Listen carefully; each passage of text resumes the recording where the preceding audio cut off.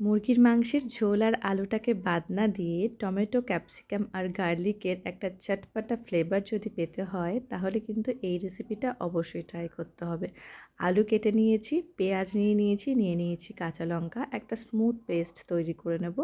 আর এদিকে নিয়ে নেব খানিকটা আদা, রসুন, যেটা মিক্সারে পেস্ট করব না, এইভাবে হামানদিস্তায় একটু থেতো করে নেব। আর এদিকে নিয়ে নিয়েছি 4টে গোটা টমেটো আর 2টো ক্যাপসিকাম, যেগুলোকে এইভাবে চৌকো করে কেটে নেব।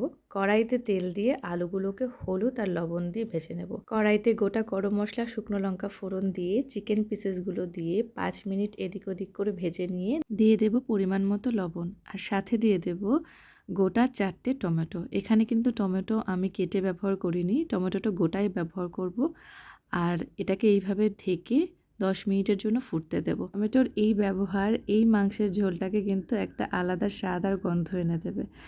এবার টমেটোটাকে এইভাবে খুন্তির সাহায্যে একটু নেড়ে নেড়ে এর মধ্যে মিক্স করে নেব। তারপর দিয়ে দেব বেটে রাখা পেঁয়াজ।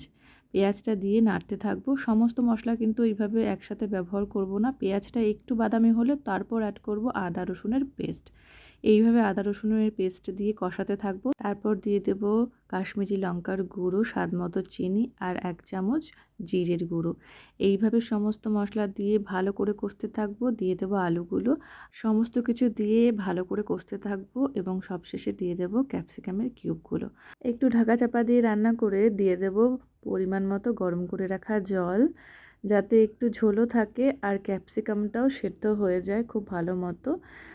আর 10 মিনিট এইভাবে ফুটিয়ে নিলেই তৈরি হয়ে যাবে ইন্দো চাইনিজ স্টাইলের একটা চিকেনের খুব দুর্দান্ত রেসিপি। ফ্রাইড রাইস, রুটি, পরোটার সাথে ভীষণ সুন্দর লাগে খেতে। সবাই বাড়িতে ট্রাই করে দেখো, ভীষণ ভালো লাগবে আশা করি। দেখা হবে নেক্সট ভিডিওতে। টাটা।